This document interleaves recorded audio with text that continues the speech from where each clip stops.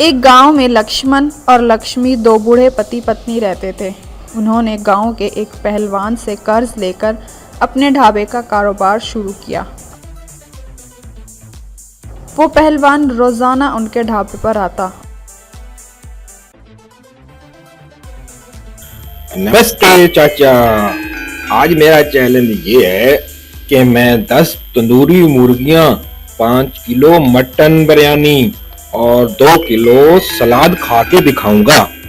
अगर ये सब मैं 1 घंटे में खाता हूँ तो आपका बिल नहीं भरूंगा, और अगर 1 घंटे से 1 मिनट भी ज्यादा हो गया तो डबल बिल दूंगा, ठीक है ना? अरे पहलवान जी, आप रोजाना हमारे ढाबे पर आके जो कर रहे हो वो ठीक नहीं है। ये चैलेंज नहीं बल्कि चीटिंग है। अरे मुझे भूख लगी है, जाओ खाना तैयार करो। तब लक्ष्मण कुछ न कह सका और पहलवान ने जो ऑर्डर दिया था वो सब चट कर गया। अरे वाह, ये तो मैंने 45 मिनट में ही खत्म कर दिया। कल से मैं खाने की चीजें बढ़ाऊंगा, आप टेंशन न लें, किसी न किसी दिन आप जीत जाएंगे। अरे पहलवान जी, आपकी वजह से हमें बहुत नुकसान हो रहा है।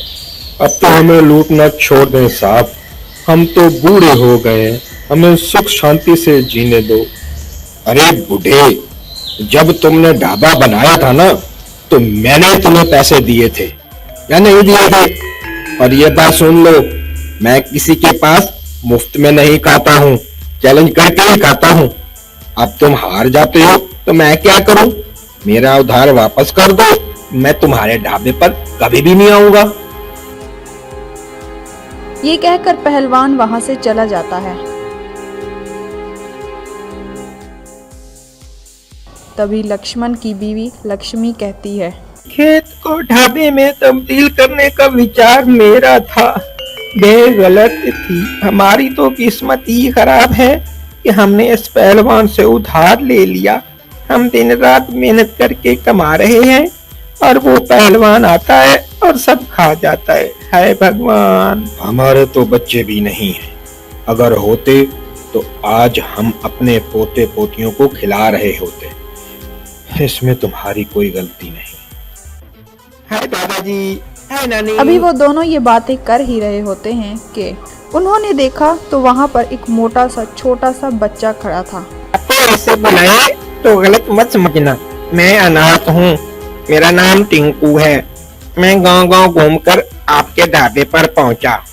मुझे अपने ढाबे पर काम दे दें, बदले में सिर्फ 3 वक्त का खाना दे देना, मैं कोई भी काम कर लूंगा।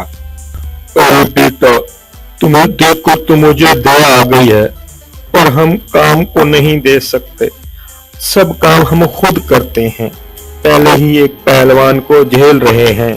हम तुम्हें खिलाएंगे तो और ज्यादा नुकसान होगा। मेहरबानी करके तुम कहीं और चले जाओ। अरे जरा रुकिए जी, ये बच्चा है, ऊपर से अनाथ है, कोई बात नहीं, इसको हम अपने पास रख लेते हैं। अगले दिन पहलवान दोबारा ढाबे पर आया तो टिंकू ने उसका ऑर्डर लेने लगा तो उसने कहा, अरे पहलवान जी, आज हम दोनों चैलेंज करेंगे। आप जो मंगवाएंगे वो मैं भी मंगवाता हूँ। जो सबसे पहले खाएगा वो जीत जाएगा। अगर आप हार गए तो पहले जितना खाना आप खा चुके हैं उसका हिसाब भी आपको देना पड़ेगा। क्या मंजूर है मेरा चैलेंज? अरे चुटकू, मुझसे चैलेंज करते हो? चलो तुम्हारे ख्वाहिश को भी पूरा करता हूँ, आओ बैठ जाओ। इस तरह पहलवान और टिंकू ने खाना मंगवाया। दोनों ने खाना शुरू किया तो टिंकू एक तंदूरी चिकन यूं ही निगल गया तो पहलवान जल्दी जल्दी खाने लगा। टिंकू 5 मिनट में ही सब कुछ खा गया। पहलवान हैरान रह गया। लक्ष्मण ये देखकर बहुत खुश हो गया और बिल लाकर पहलवान को दिया। ये ले पहलवान जी, आपका सारा बिल सिर्फ 3 लाख होगा। इस तरह पहलवान ने ना चाहते हुए बिल दिया।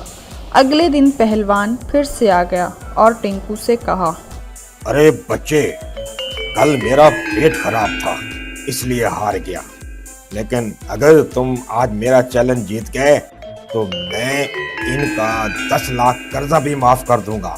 है दम तो फिर आओ लगाओ मेरे साथ चैलेंज।